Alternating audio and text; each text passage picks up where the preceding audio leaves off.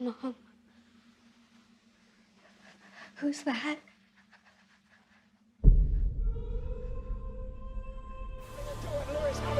Fighting his way through and taking 10th place up against Pierre Gasly, and Verstappen takes 9th position. Here we go with Max Verstappen in the lead right now. Wasn't even a contest. Fucking cunt. How is he doing that? He climbs the hill back to Grand Prix victory. Max Verstappen wins the Sao Paulo Grand Prix. This is the face of a man who can win 10 Grand Prix in a row and then think to himself like, nah man, that ain't enough. To then go on to win by more than 24 seconds in a completely different racing category. And the icing on the cake, Max will sim race until the crack of dawn before his actual races. Now, there is no difference physically between Max and his fellow peers. The difference maker was his father, Verstappen, who molded him via whatever means deemed necessary. Branch the seat, he's reaching in for it, goes right to full guard now. Oh, he's out! Now, if you're as acoustic as your boy and couldn't tell by my meticulously crafted title and thumbnail, this is a video on how the great tyrant Max Verstappen came to be.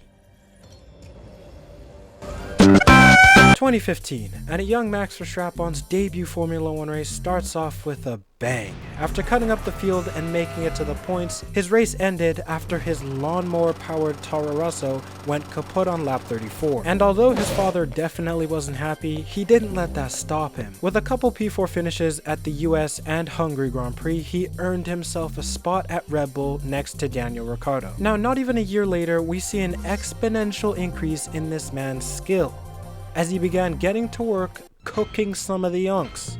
I got this.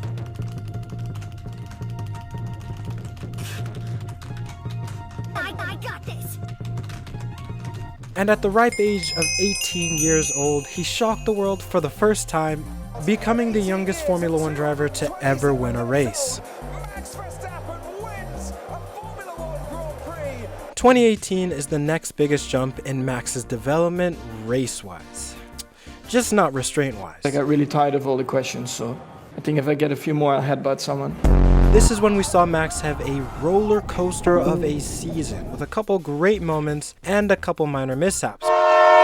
But if we can look past all of Max's demons, this is where we began to see flashes of Max driving like the lion he is. For example, going from P4 to a win in Austria, and what's arguably more impressive, P18 to P2 at the US Grand Prix. Oh, look how big you are. Oh, this is very nice. And on top of that, as if that wasn't enough, he finished in the points the entire season in an inconsistent, explosion-prone Red Bull. If you even looked at that thing wrong, it self-imploded. 2021 was one of the most peak but petty title fights of all time, unlike whatever the hell this disgusting McLaren bullshit is. Norris given back the position. What the fuck? Now, if we're talking pure entertainment, this shit was a knee slapper. But for Maxi Poo, 2021 tested his pace, consistency, but mostly his anger management. Now, can we just already stop about this? Because we had so many questions about this. The whole Thursday, we've been answering this all the time. So can we just stop about it, please? I just love how calm and collected Lewis is compared to Max. Silverstone, they touched each other. Monza, they touched each other again. And while it was mostly a combined effort, I'm kinda getting 60% from Max and 40% from Lewis. Not too sure why.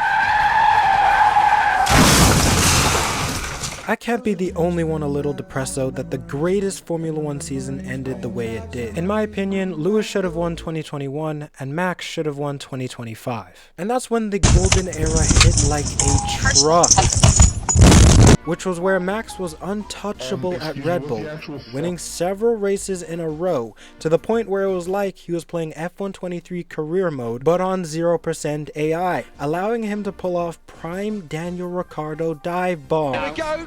Bottas covers it off, but he can't cover it off totally. And did I mention he was winning several races in a row, which kinda just made his anthem make every Formula 1 fan want to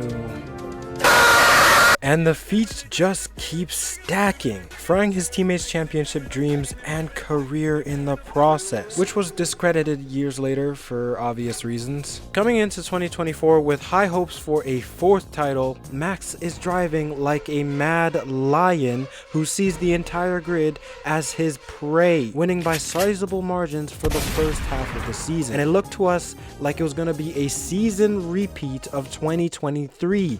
That is until McLaren decided to turn that shit up and saved every single Formula 1 fan's degrading sanity.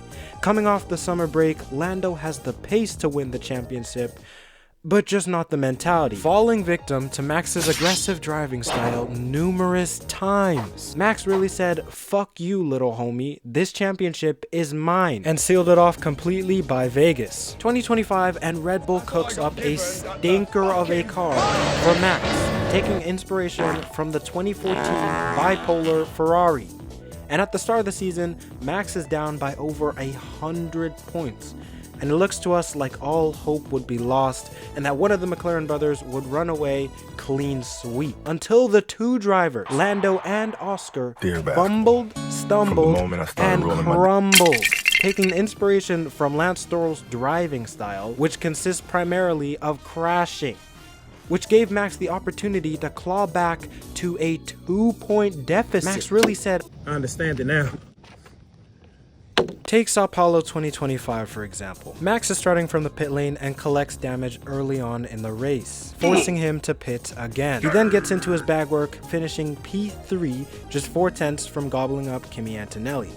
He then continues to cook, winning the Las Vegas and Qatar Grand Prix, so it all falls on the final race in Abu Dhabi.